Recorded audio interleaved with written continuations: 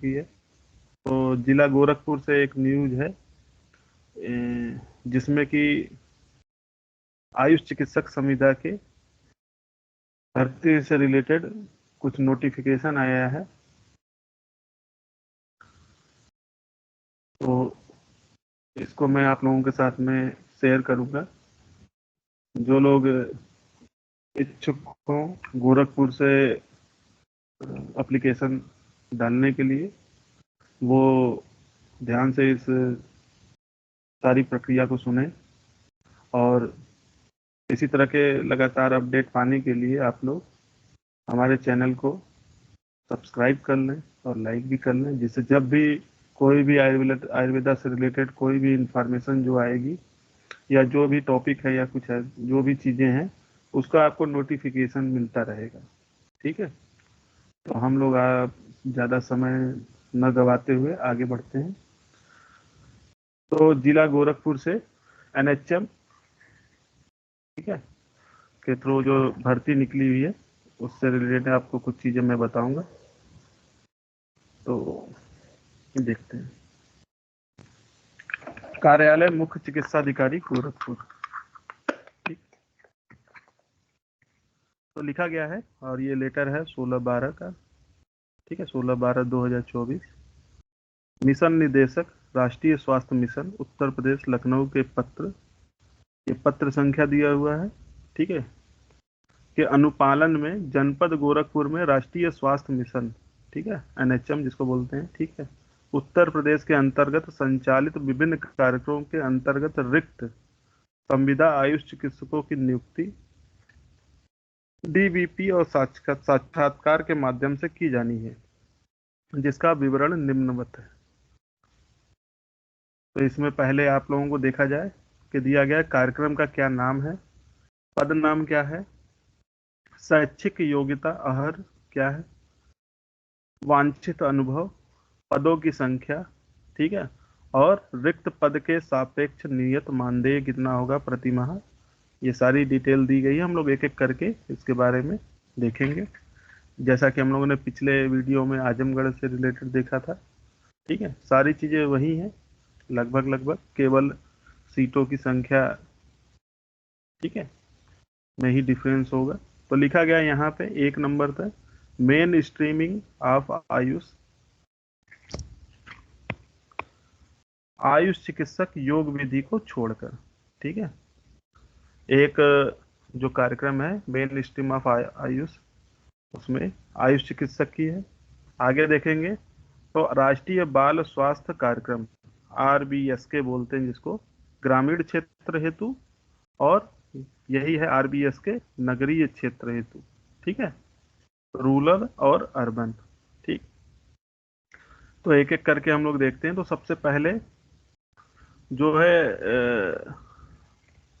लिखा गया है आयुष चिकित्सक, आयुष महिला चिकित्सक, ठीक है, 12 पद, केवल महिला अभ्यर्थी, ठीक है, और राष्ट्रीय बाल स्वास्थ्य कार्यक्रम नगरीय क्षेत्र में भी आयुष चिकित्सक महिला के 3 पद हैं, और आयुष चिकित्सक पुरुष के 3 पद हैं, ठीक है। तो ये पदों के बारे में थोड़ा सा डिटेल थोड़ा सा बताया गया। आगे देखेंगे योग्यता क्या होनी चाहिए। तो आयुर्वेदा मेडिकल अफसर 1 नंबर पे आप लोग देखेंगे तो ये degree in Ayurveda of university establish by the law of India, ठीक है, डिग्री होनी चाहिए, रजिस्ट्रेशन होना चाहिए, ठीक है। उसी तरह सेम चीज़ें जो हैं, जैसे आयुर्वेदा के लिए है वैसे ही यूनानी के लिए भी है, उसी तरह होम्योपैथी के लिए भी है, ठीक है। ये तीनों के लिए बताया गया, आप लोग डिटेल में इनकी साइट पे भी जाके आप लोग देख सकते हैं, या पीडीएफ भी दे सकते हैं, डिस्क्रिप्शन बॉक्स में मैं डाल दूंगा, ठीक है। अनुभव दिया गया है कि आयुर्वेदा मेडिकल अफसर के लिए क्या चाहिए, at least 6 month professional experience of state Ayurvedic और एलोपैथिक हॉस्पिटल और डिस्पेंसरी, ठीक है। यूनानी के लिए भी सेम चीज़ है, 6 मंथ का प्रोफेशनल एक्सपीरियंस स्टेट यूनानी या एलोपैथिक हॉस्पिटल या डिस्पेंसरी का होना चाहिए। लिखा गया मैक्सिमम एज लिमिट इज, क्या लिखा गया, 62 ईयर्स, ठीक है। आगे देखो लिखा गया है कि नोट करके लिखा गया कि कोविड-19 के दौरान कार्य करने वाले ऐसे चिकित्सक जिन्हें तैनाती जनपद से क्यूआर कोड बेस और अनुभव प्रमाण पत्र निर्गत किया गया है। सेवा अवधि के अनुसार अधिकतम 15 अधिमानी अंक दिए जाएंगे और उनकी नियुक्ति कोविड-19 के दौरान तैनाती अवधि में देय मानदर पर होगी। ठीक है, आगे देखें, सीटों का ब्यौरा दिया गया है। तो मेन स्ट्रीम ऑफ आयुष में ठीक है 9 सीटें हैं। ईडब्ल्यूएस की 1 है, एससी के लिए 7 और एसटी के लिए 1। मानदेय तो वही है 32,000। ठीक है, उसी तरह राष्ट्रीय बाल स्वास्थ्य राष्ट्रीय बाल स्वास्थ्य कार्यक्रम ग्रामीण क्षेत्र हेतु आयुष महिला चिकित्सक के 12 पद है। ये 12 पदों का ब्यौरा दिया गया कि ईडब्ल्यूएस में 2 सीटें आएंगी, एससी में 9 और एसटी में 1। उसी तरह नगरीय क्षेत्र के लिए टोटल जो है आयुष चिकित्सक महिला के 3 पद हैं और आयुष चिकित्सक पुरुष के 3 पद हैं। ये टोटल 6 पद हैं, जिसमें से अनरिजर्व कैटेगरी में 3 आएंगी, 2 मेल और 1 फीमेल। ओबीसी में 1, वो भी फीमेल। 2 एससी में 1 मेल और 1 फीमेल। मानदेय वही है। ठीक, कुछ और इंफॉर्मेशन है।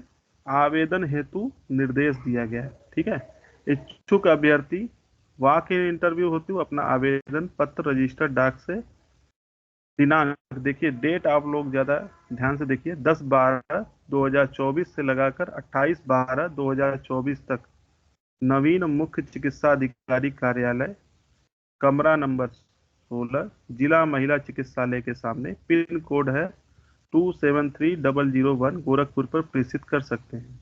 आवेदन इस प्रकार प्रेषित किया जाए कि प्रत्येक दशा में अंतिम तिथि को कार्यालय में प्राप्त हो जाए। निर्धारित तिथि के उपरांत प्राप्त आवेदन पर विचार नहीं किया जाएगा।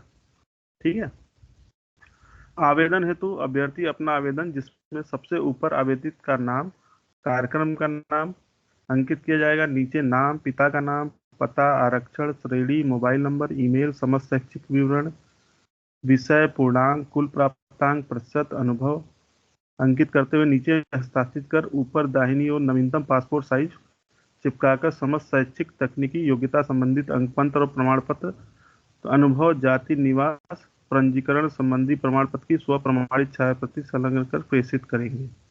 वांछित योग्यता और अनुभव प्रमाण पत्र की स्व प्रमाणित छायाप्रति संलग्न न करने पर आवेदन पत्र पर विचार नहीं किया जाएगा।